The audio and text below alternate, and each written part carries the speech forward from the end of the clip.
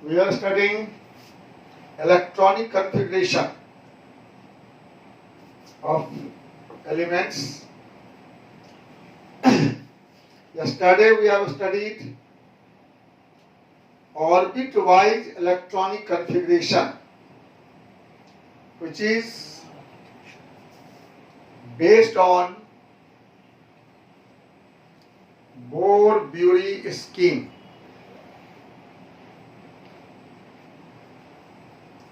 Today we shall study suborbit-wise configuration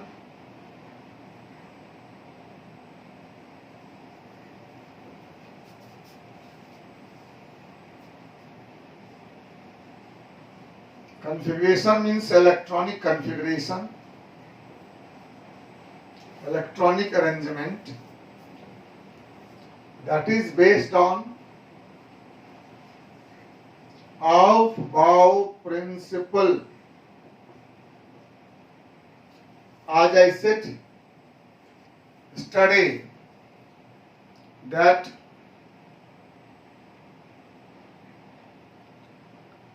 Aufbau is a German word which means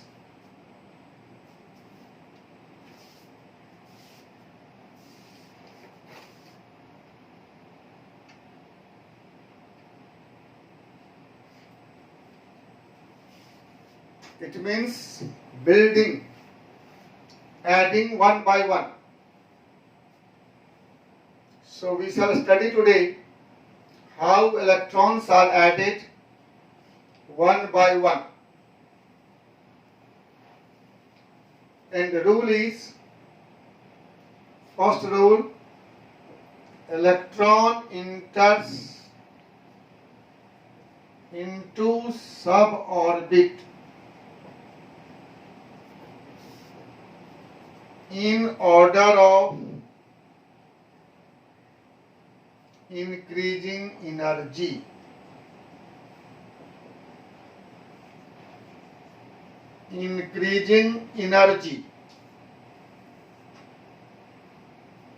How can you know how energy increases? So, suborbits having lower n plus L value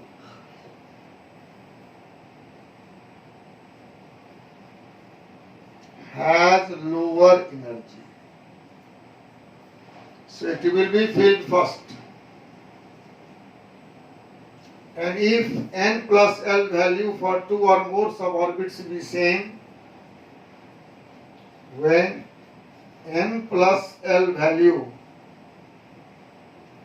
for two or more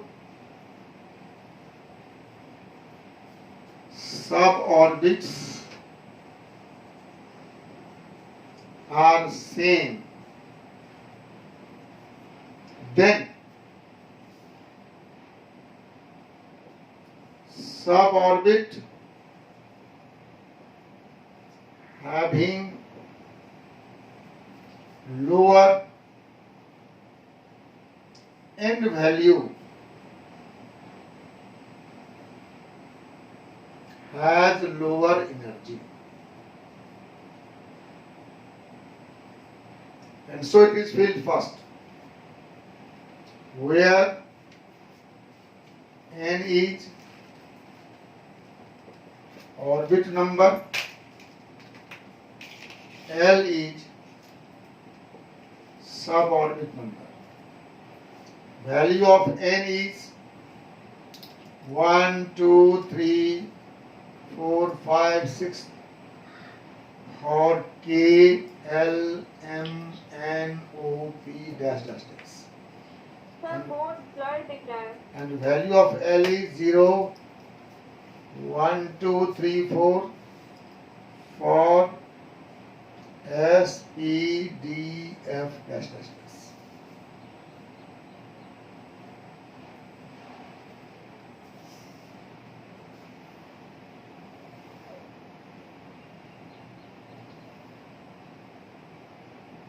चलो ज़्यादा हो गया, पीछे कर दो।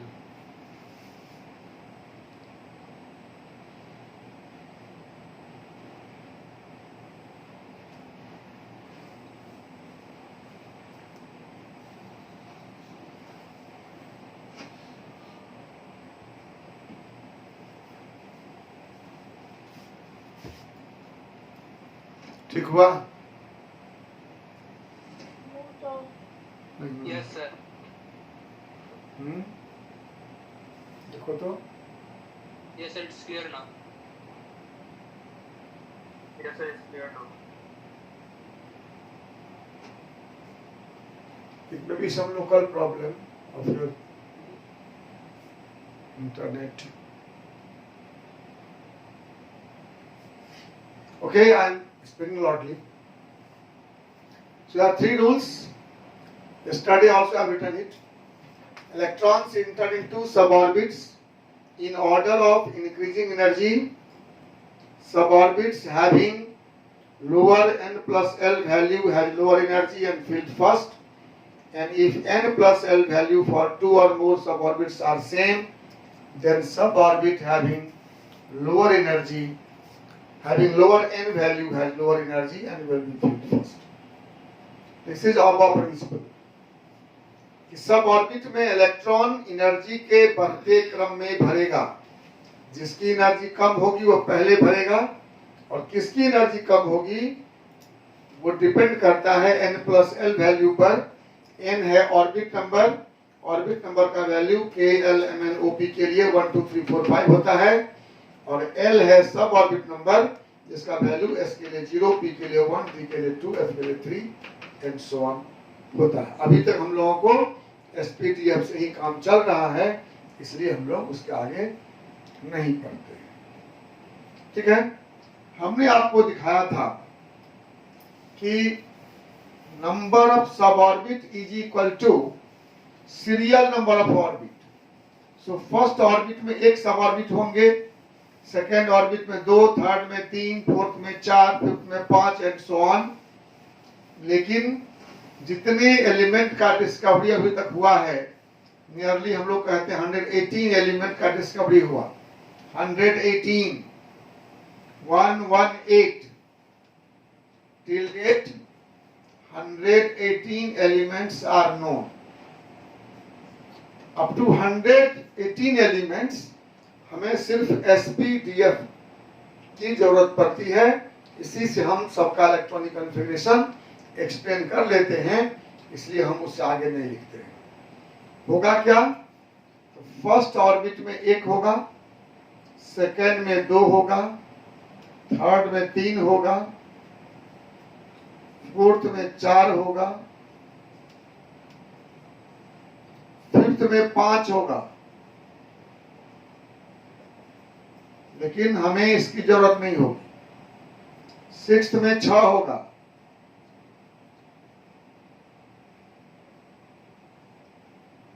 लेकिन हमें जरूरत नहीं होगी।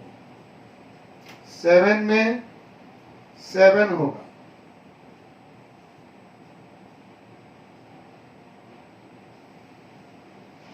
लेकिन हमें इसकी जरूरत नहीं होगी। 8 में 8 होगा,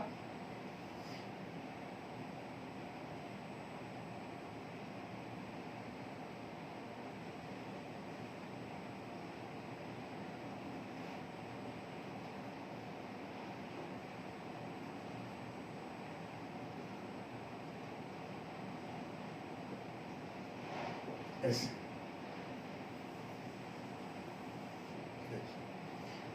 ये जो सवाल ये होंगे, अगर आपसे कोई पूछे seventh how many sub orbits are there in seventh orbit, you will say 7. But for writing electronic configuration, we need only 2. So 1 2 3 4 4 3 2 1. 1 2 3 4 4 3 2 1 इतने की ही जरूरत पड़ेगी, हम इतना ही लिखेंगे। लेकिन आपसे पूछ सकता है कितने होते हैं, आप जो थ्योरेटिकल नंबर है वो लिखेंगे। इतने सब ऑर्बिट की हमको जरूरत पड़ेगी। अब इलेक्ट्रॉन कैसे भरेगा? तो हम n प्लस एल को ऐड करेंगे। जिसके n प्लस एल का मान कम होगा उसकी एनर्जी कम होगी, पहले भरेगा। अगर 2 के लिए n प्लस एल का मान इक्वल हो जाएगा तो जिसके n का मान कम होगा उसकी एनर्जी कम होगी, वो पहले भरेगा। n हुआ ये पीछे जो नंबर लिखा हुआ है, इसका n हुआ 1, इसका n हुआ 2, इस सबका n हुआ 3, इस सबका हुआ 4, इसका हुआ 5, इसका हुआ 6, इसका हुआ 7, इसका हुआ 8। ठीक है, जो नंबर पीछे लिखा हुआ है ऑर्बिट नंबर n का वैल्यू है, और l का मालूम है आपको, s के लिए 0, p के लिए 1, d के लिए 2, f के लिए 3। ऐड कर दो, जैसे 1s है, इसके n प्लस l का हुआ 1 प्लस 0 मतलब 1। 1s का n प्लस l 1 प्लस 0, और 2s का 2 प्लस 0 कितना हुआ 2, और 2p का 2 प्लस 1 कितना होगा 2 plus 1 पक्का कंफर्म हो, 2 plus 1 कंफर्म हो ना।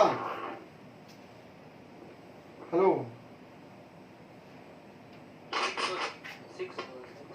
2 प्लस 1 6 होता है। 3 होगा। हाँ 3 प्लस 0 3 प्लस 1 4 3 प्लस 2 5 हाँ।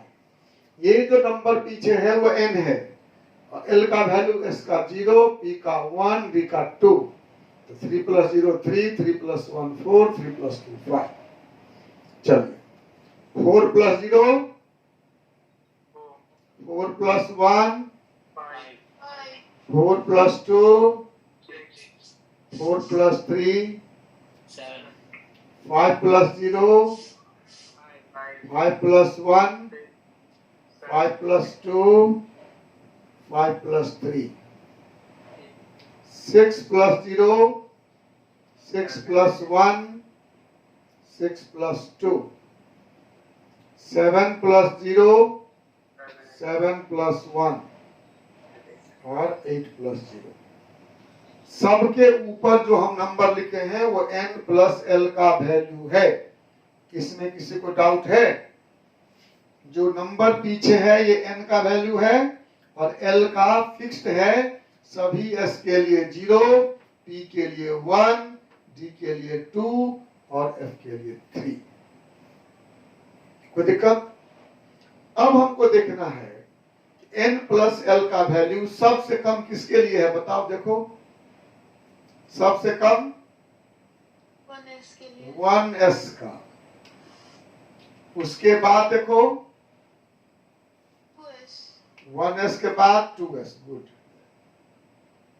अब देखिए 2s के बाद 2p का भी 3 है और 3s का भी 3 है ना। 2 के n प्लस l इक्वल हो गए ना, तो जिसका n कम है वो पहले होगा। 2s के बाद पहले 2p और तब 3s होगा ना। अब देखो 3 के बाद क्या है?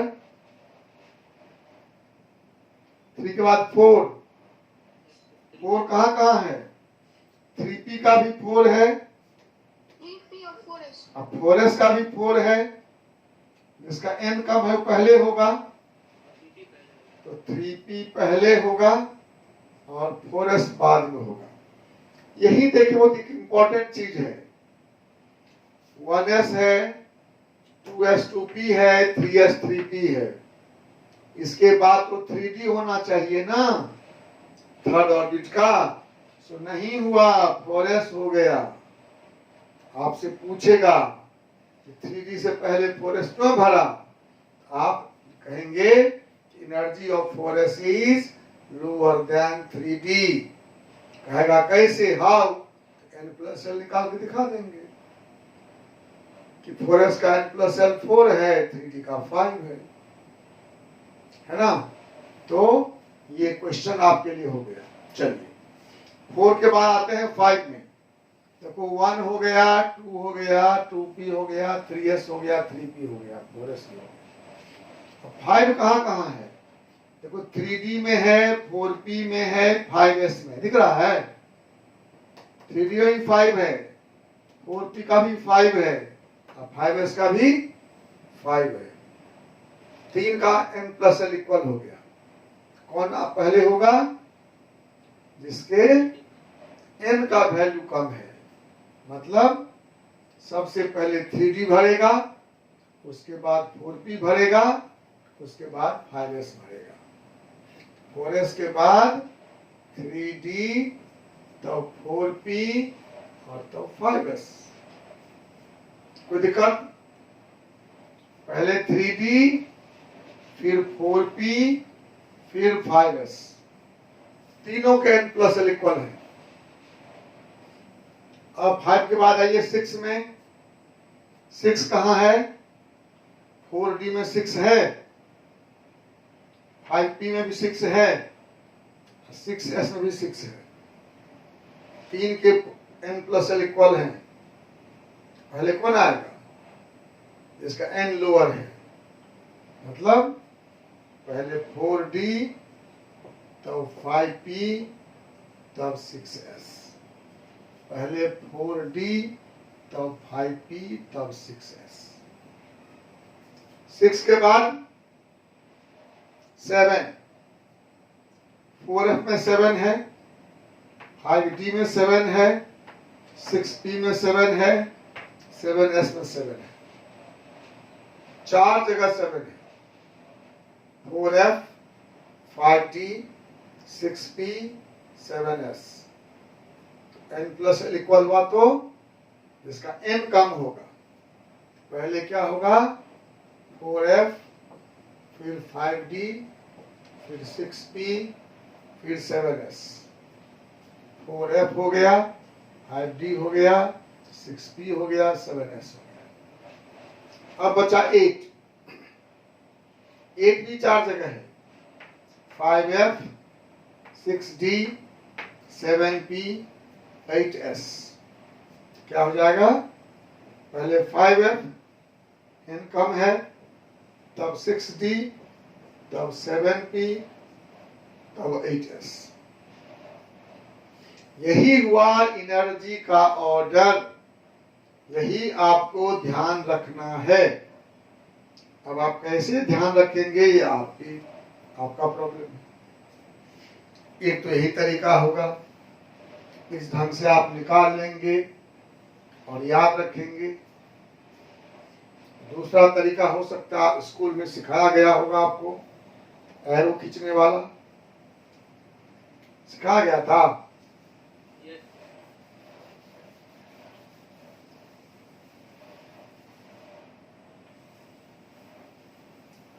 ऐसा भी कर सकते हैं आप, एरो वाला स्कूल में सिखाया था। 2s 2p, 3s 3p 3d, 4s 4p 4d 4f, 5s 5p 5d 5f, 6s 6p 6d, 7s 7p 8s। क्या बताए थे? राइट से लेफ्ट की ओर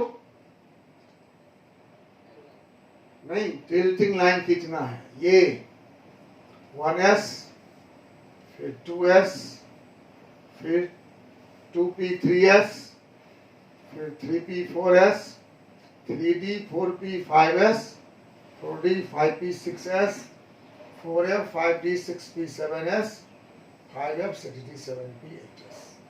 सही ना? देख लीजिए, मिला लीजिए। 1s 1s, 2s 2s, 2p 3s, 2p 3s, 3p 4s, 3p 4s, 3d 4p 5s, 3d 4p 5s, 4d 5p 6s, 4d 5p 6s, 4f 5d 6p 7s, 4f 5d 6p 7s, 5f 6d 7p 8s, 5f 6d 7p 8s। एक ही है ना दोनों, देख लिए। ये जो है इसी आधार पर इसको बनाया गया है। तो इस ढंग से भी आप अगर भूल जाएंगे तो इसको लिख सकते हैं। थोड़ा सा एक बार गौर कर लीजिए।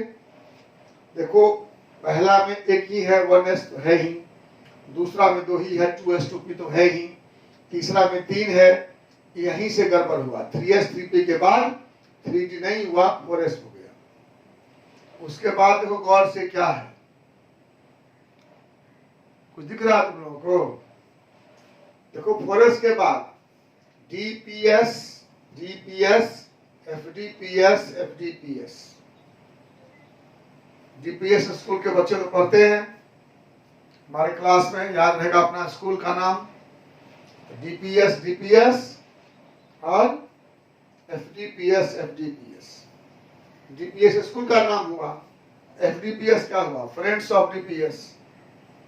तो 2 बार डीपीएस डीपीएस बोल दो और 2 बार एफडीपीएस एफडीपीएस बोल दो। चलो,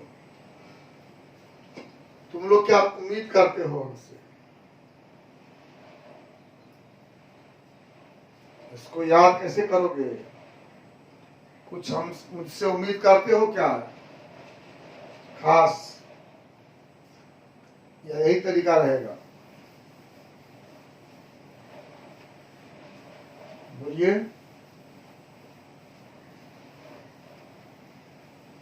मैं आपको एक तरीका बताता हूं जिससे आपको याद नहीं करना पड़ेगा, आपको एरो नहीं बनाना पड़ेगा। You can think at the tip of your pen. जब आप कॉन्फ़िगरेशन लिख रहे होगे उसी समय तुम सोच लोगे कि अगला क्या होगा और कॉन्फिडेंस से लिख लोगे, जिंदगी में कभी गलती नहीं होगी। देखो मैं क्या बताता हूं। हाइड्रोजन हो गया 1s1, हीलियम 1s2, लिथियम में क्या होगा? 1s2 2s1। याद रहे, s में 2, p में 6, d में 10 और f में मैक्सिमम 14 इलेक्ट्रॉन। 4l+2 रूल से 4l+2 रूल कितने मैक्सिमम इलेक्ट्रॉन भरेंगे? s में मैक्सिमम 2, तो 1s फिलफिल्ड हो गया, सेकेंड s में चला गया। बेरिलियम में 1s2 2s2, वो भी फुलफिल्ड हो गया, 2s भी, तो अब 2p में जाएगा। कार्बन में 1s2 2s2 2p2। Nitrogen 1s2 2s2 2p3। Oxygen 1s2 2s2 2p4। Fluorine में 1s2 2s2 2p5 और नियन 1s2 2s2 2p6। अब p भी फुलफिल्ड हो गया, p मैक्सिमम 6 हो सकते हैं। First orbit second orbit fulfilled हो गया। सोडियम में 1s2 2s2 2p6 3s1। Magnesium में 1s2 2s2 2p6 3s2। अब third orbit complete, third 3s complete, तो 3s2 3p1 स्टार्ट हुआ। अब p1 ही भरेगा। सिलिकॉन में 3p2, 1s2 2s2 2p6 3s2 3p2। Phosphorus में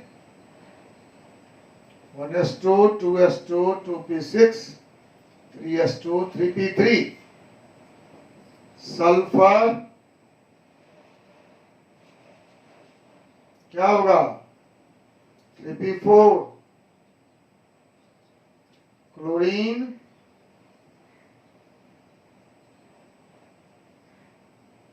3p5 आर्गन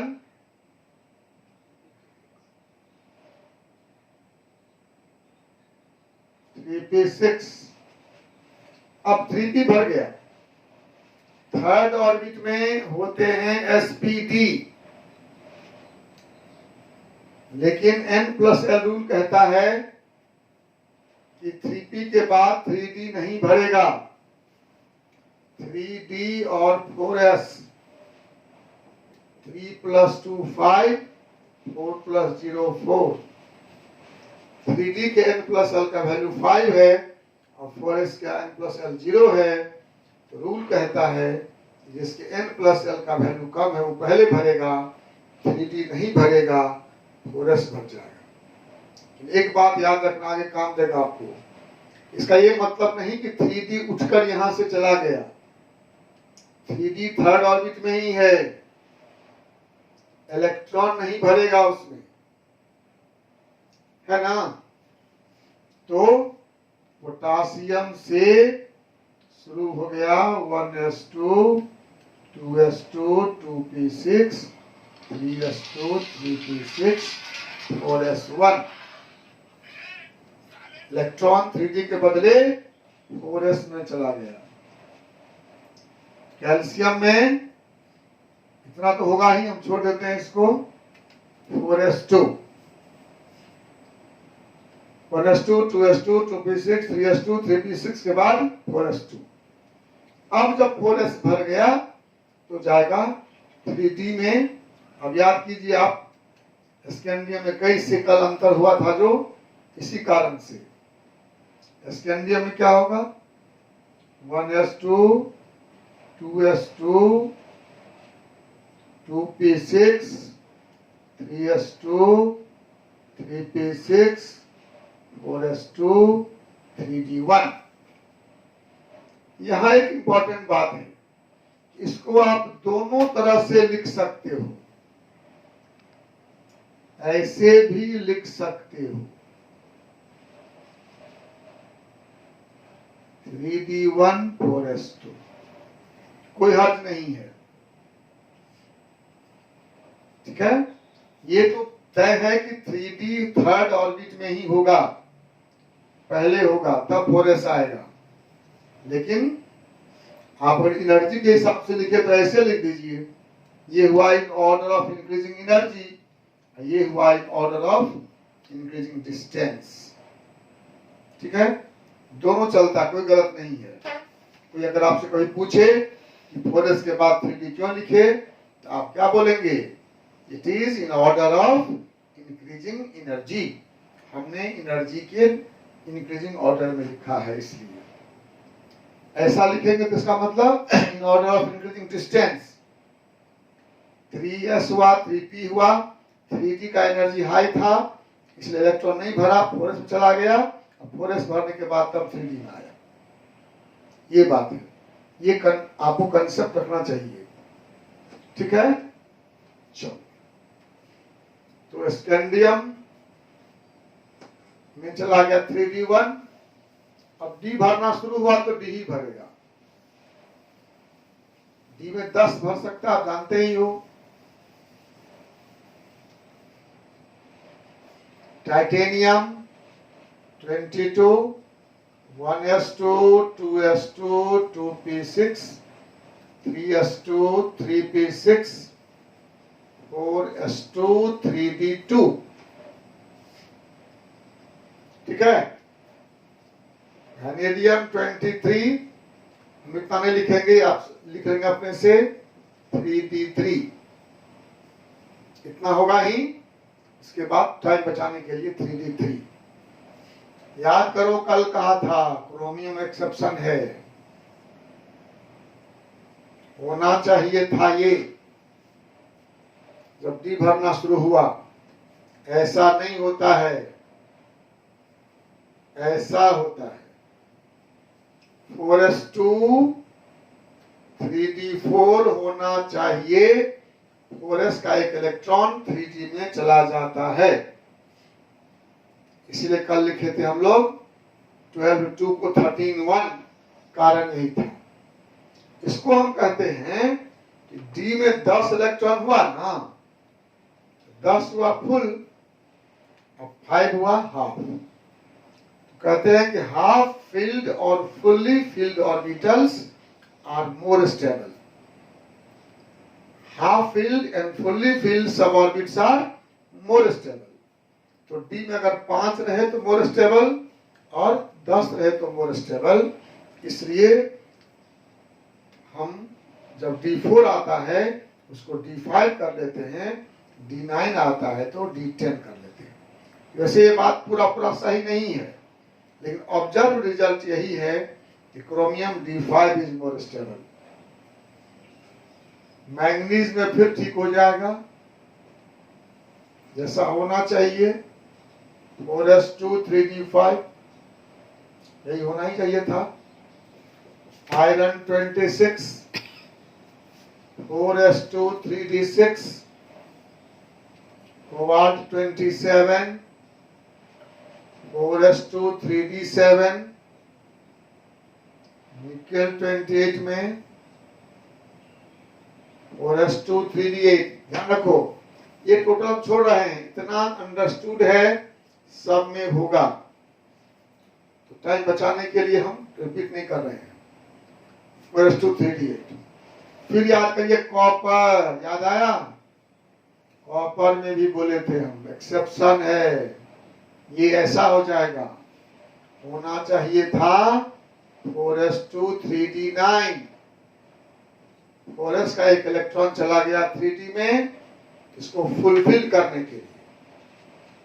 ठीक है, तो कॉपर में 4s1 3d10 हो गया, 9 था वो 10 हो गया। जिंक में कोई मतलब नहीं, जैसा था होना चाहिए था, 4s2 3d10 ही रहेगा।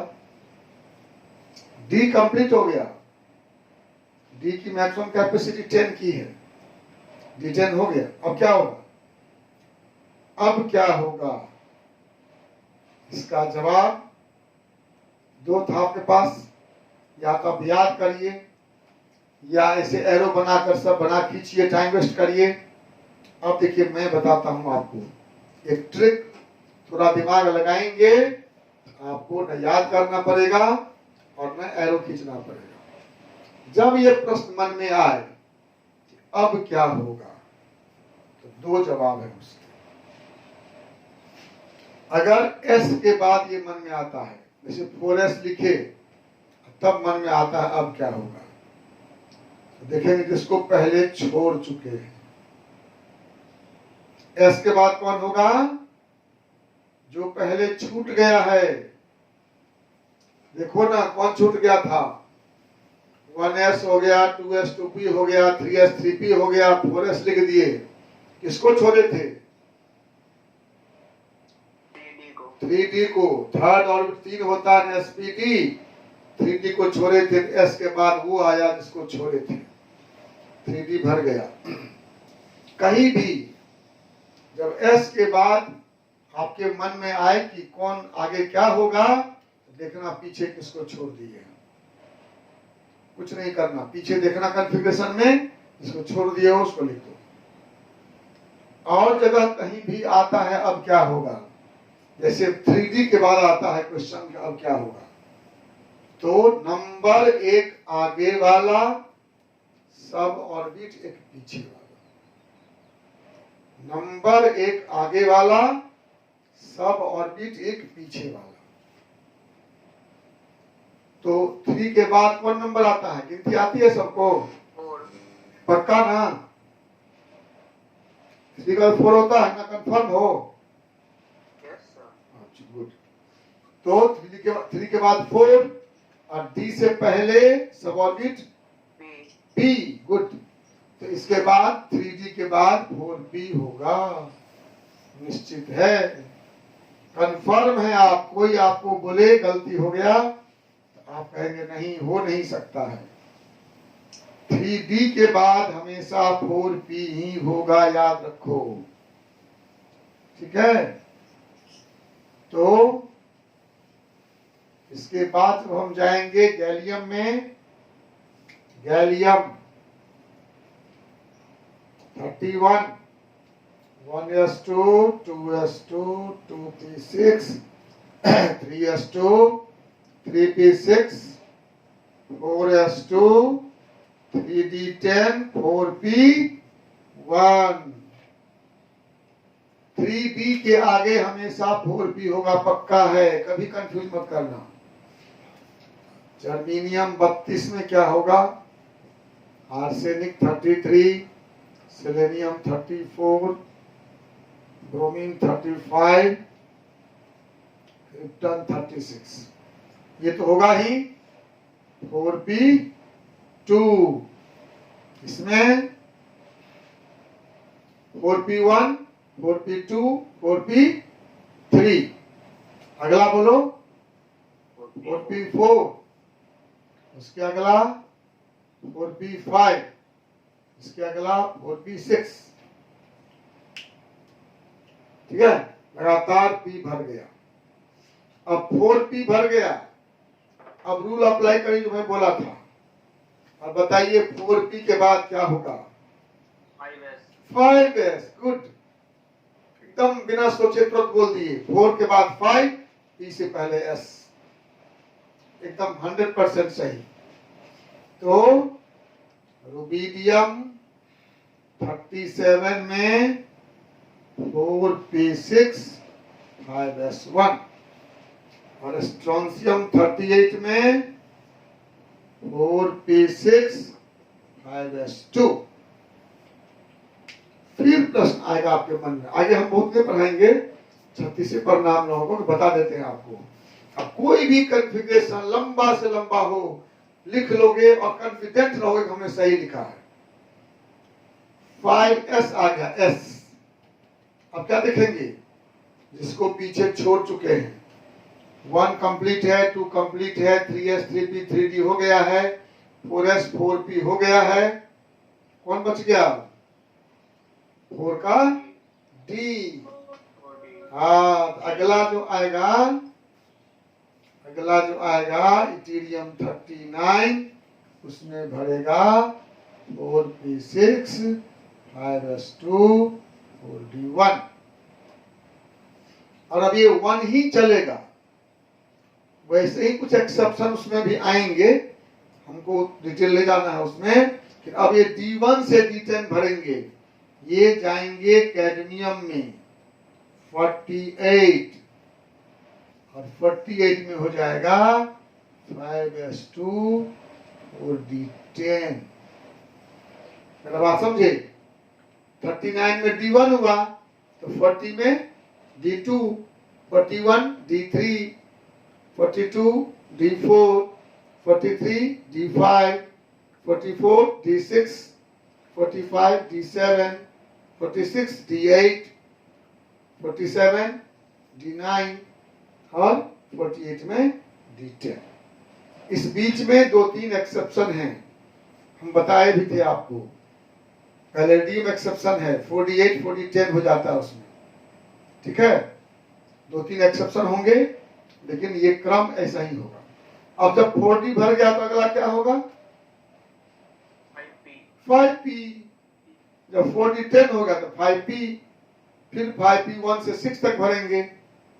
5p के बाद क्या भरेगा? 6s। गुड, 5p के बाद 6s। कितना आसान है, कुछ नहीं करना पड़ेगा, कुछ याद नहीं करना पड़ेगा। टिप ऑफ द पेन पर आप लिखते समय सोच लेंगे कि अगला क्या होना है। कैडमियम 48 हुआ, इंडियम होता है 49। इंडियम में हो जाएगा 4d10 के बाद 5p1, और ये इंडियम से जेनम तक आएगा 54, यहां हो जाएगा 5p6। ध्यान दीजिए, 49 में हुआ P1, 50 में P2, 51 P3, 52 P4, 53 P5 और 54 P6। समझ रहे हो? हम बेकार रिपीट करके टाइम वेस्ट नहीं करना चाहते हैं, आप चाहे घर में कर सकते हैं। 5P हो गया। अब सीजियम 55 में 5P को क्या बोले आप लोग? 6S ना, 6S1। और बेरियम 56 में क्या हो जाएगा बोलो? 5P6, 6S2, 6S2। फिर वही प्रश्न आया, अगला क्या होगा? तो सोचो क्या सब हो गया है, क्या बच गया है? 1 का हो गया, 2 का सब हो गया, 3 का सब हो गया, 4 का 4S, 4P, 4D तक हो गया है, 4D तक हो गया है। कौन बच गया? 4F बच गया है ना? तो 6S के बाद अब 4F होगा। अब 4F भरेगा 1 से 14 तक। 4F के बाद क्या होगा बोलो? 4F के बाद क्या होगा? 5D 5D। गुड, 5 का D। 5D के बाद क्या होगा? 6 का P। 6P के बाद क्या होगा? 7S।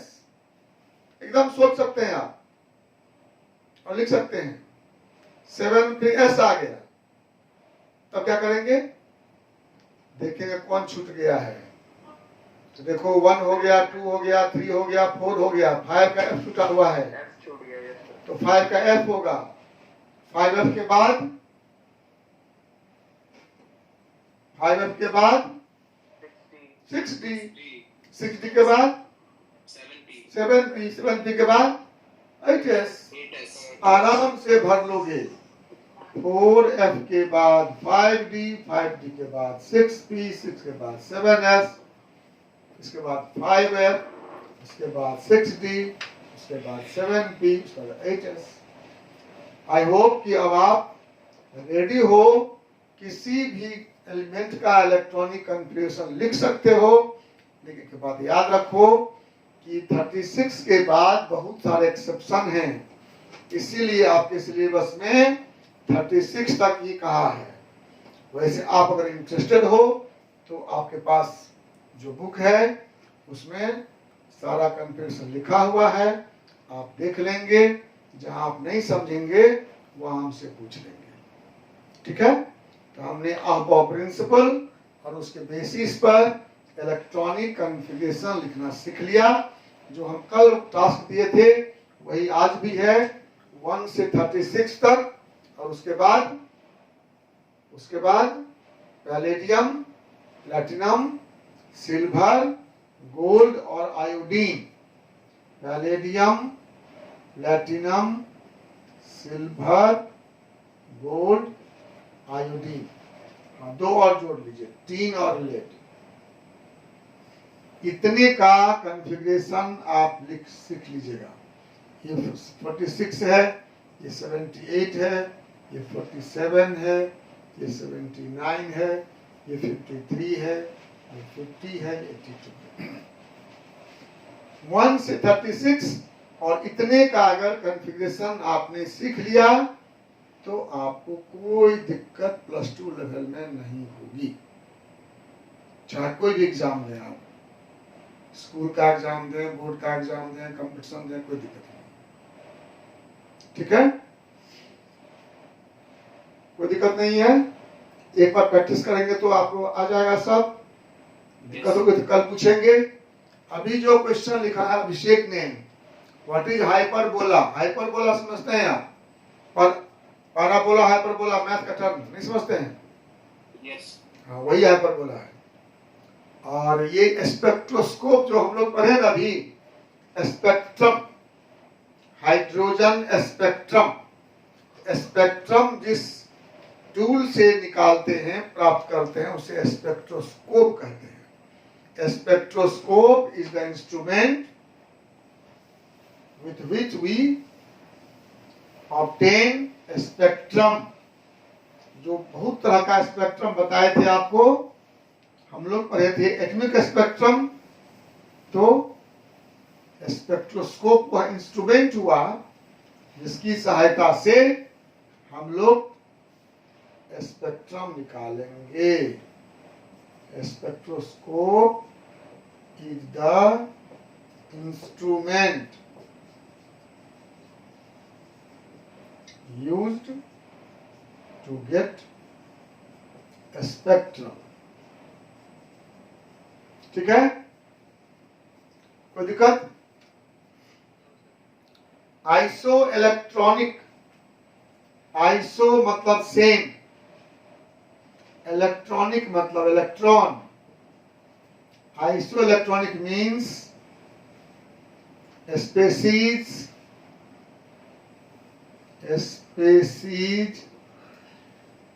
having same number of electrons. It may be atom, may be molecule, may be ion, जिसमें इलेक्ट्रॉन, आइसो मतलब same, electronic means electrons, same number of electrons. जैसे देखो सोडियम प्लस में कितने इलेक्ट्रॉन हैं? सोडियम प्लस में 10, और neon में 10, और F माइनस में, फ्लोरीन माइनस में 10, नहीं 10 फ्लोरीन होता है, 9 प्लस 1 10। ये हो गए आइसो इलेक्ट्रॉनिक। ठीक है, CO2 में कितने इलेक्ट्रॉन होंगे? C में 6, O में 8 इंटू 2 22, N2O में कितने होंगे? N का 7 इंटू 2, O का 8, कितना हुआ? 22। ये क्या कहलाएंगे? Iso electronic. H2O में कितना इलेक्ट्रॉन है? 10 है। NH3 में कितना है? 10 है। CH4 में कितना है? 10 है। ये हुए आइसो इलेक्ट्रॉनिक, जिसमें नंबर ऑफ इलेक्ट्रॉन सेम है। एक होता है आइसोस्टर्स। आइसोस्टर्स मतलब इसमें एटम और इलेक्ट्रॉन दोनों सेम है। जैसे कि इसमें इलेक्ट्रॉन भी सेम है और एटम भी सेम है। ये आइसो इलेक्ट्रॉनिक भी हुए, आइसोस्टर्स भी हुए। इसमें भी 3 एटम है, इसमें भी 3 एटम है। ये भी आइसोस्टर्स हुए, और ये आइसोस्टर्स नहीं हुए। क्यों? इसमें 3 एटम्स, इसमें 4 एटम्स, इसमें 5 एटम्स। ठीक है, तो जिसमें सिर्फ इलेक्ट्रॉन सेम है वो आइसो इलेक्ट्रॉनिक, और जिसमें एटम इलेक्ट्रॉन दोनों सेम है वो आइसोस्टर्स। ठीक है, कोई दिक्कत? आइसोस्टर्स मतलब iso electronic and iso atomic. Iso atomic मतलब number of electrons and number of atoms both are same.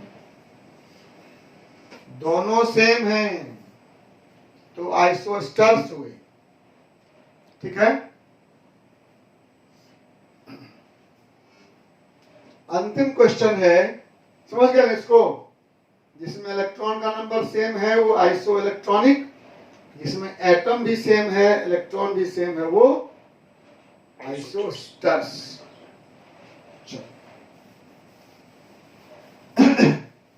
अब हम लोग पढ़ते हैं, एक क्वेश्चन है, ये न्यूमेरिकल अगर बनाए होंगे तो आपको दिक्कत हुई होगी।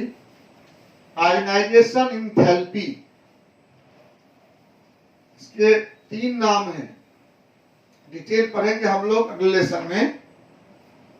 पुराने जमाने में कहते थे आयोनाइजेशन पोटेंशियल, आईपी। अभी भी किसी के सवाल में आईपी मिल जाएगा। उसके बाद कहने लगे आयोनाइजेशन एनर्जी, आईई, और आजकल कहते हैं आयोनाइजेशन इंथैल्पी। ये तीनों टर्म सेम है ना। जैसे खाना और भोजन में क्या अंतर?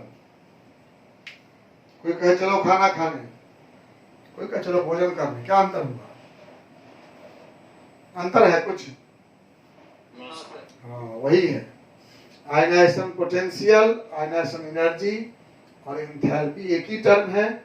ये दोनों तो बिल्कुल सेम है, लेकिन उसमें यूनिट में अंतर है। इसका यूनिट है इलेक्ट्रॉन वोल्ट और इस दोनों का यूनिट है जूल। बात एक ही है, एक्सप्रेस करते हैं हम लोग, उसमें अंतर है। Ionisation potential expressed in terms of electron volt और एनर्जी या एंथैल्पी इन जूल। एक टर्म है कि किसी एटम में जो इलेक्ट्रॉन है, इस इलेक्ट्रॉन को कंप्लीट निकालने के लिए जितना एनर्जी देना पड़ेगा, ठीक है ना। इलेक्ट्रॉन अंडर अट्रैक्शन है न्यूक्लियस के, तो आप इसको निकालना चाहते हो तो you have to supply energy. तो किसी इलेक्ट्रॉन को किसी एटम से, अकेला एटम से रिमूव करने के लिए जितना मिनिमम एनर्जी देना पड़ेगा, उसका नाम है आयनाइजेशन एंथैल्पी। ठीक है, क्या लिखेंगे? The minimum amount of energy, फिर पढ़ेंगे इसको आगे, required to release an electron from an isolated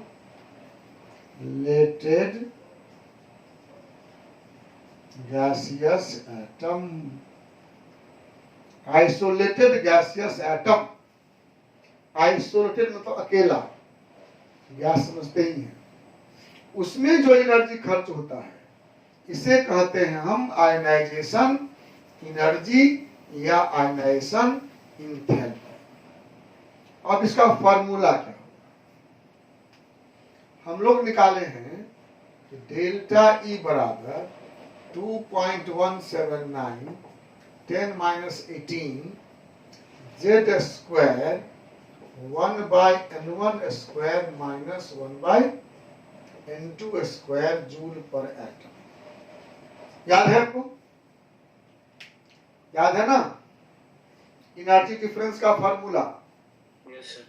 तो हम अगर इलेक्ट्रॉन को n1 ऑर्बिट से n2 ऑर्बिट में ले जाएंगे, n1 ऑर्बिट से n2 ऑर्बिट में इलेक्ट्रॉन को ले जाने में जो एनर्जी खर्च होगा वही तो डेल्टा ई हुआ ना। n1 से n2 में ले गए, तो अगर हम इलेक्ट्रॉन को निकाल दिए मतलब क्या हुआ? n2 equal to infinity. Electron atom से निकल गया मतलब कहां चला गया? अनंत पर। तो इसमें अगर n2 इंफिनिटी दे देंगे तो डेल्टा ई बराबर आई हो जाएगा। डेल्टा ई बराबर आई थोड़ा सोच रहे हैं? 2 से 3 में गया, 4 में गया, 5 में गया, 7 में गया, निकालते हैं। चला गया अनंत पर मतलब क्या? निकल गया। तो n2 equal to infinity delta E बराबर आई। आई का फॉर्मूला क्या हो जाएगा?